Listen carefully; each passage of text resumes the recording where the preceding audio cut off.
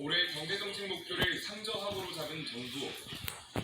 고금리와 고유가, 고환율이라는 풍토 속에 있지만 하반기엔 전세계 경기가 개선되고 우리 경제도 탄력을 받을 것이란 전망을 유지하고 있습니다. 대체로 바닥을 다지면서 회복을 시작하는 수입 단계에 있는 것으로 보입니다. 4분기 중에는 수출이 플러스 전환될 것으로 기대됩니다. 실제 9월 무역 수지는 37억 달러 흑자이며 4개월째 흑자로 정부 전망에 힘을 싣고 있습니다.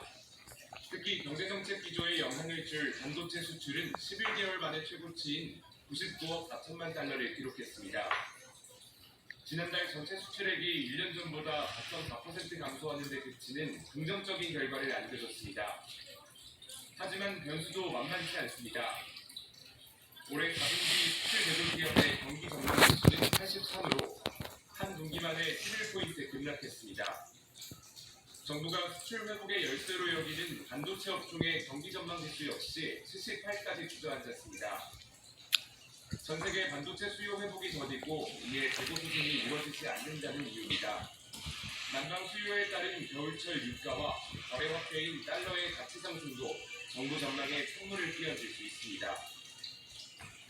유가의 100달러 인상, 미국의 기준금리 인상, 또 중국의 뉴욕 선행을 했지만 아직까지 굉장히 중국이 정상화되지 못한 것이 우리가 통제할 수 없는 재외 불확실성이 산적한 상황에서 정부가 상저하고를 달성할 수 있을지는 아직 안개 속입니다.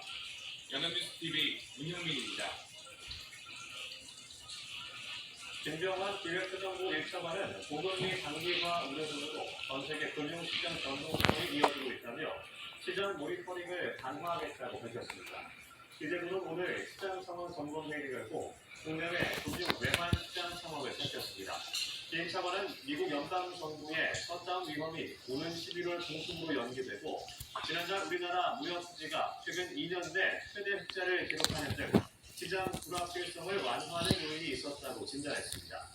하지만 미국 국채금리 상승과 강달러 영향에 글로벌 금융시장의 변동성이 지속되고 있다며 관계기관과의 공조를 통해 시장 모니터링을 강화하라고 지시했습니다.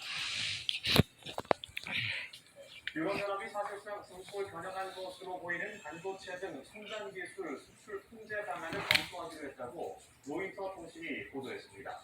보도에 따르면 EU의 행정국적인 집행위원회는 EU와 다른 가치를 추구하는 국가들이 반도체, 인공지능, 양자, 바이오 등 4대 첨단기술을 국제화할 위험성을 평가할 계획입니다.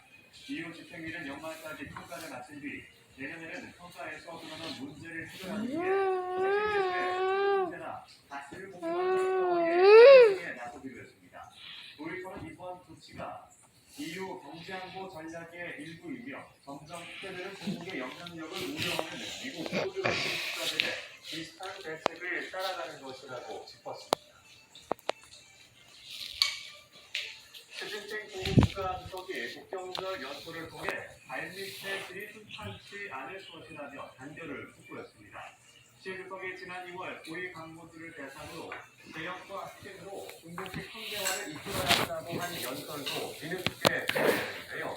개혁은 무엇인지 게이지 임원빈 특파원입니다. 시진핑 중국 국가주석이 74주년 국경절 미시제정 연단에 올랐습니다.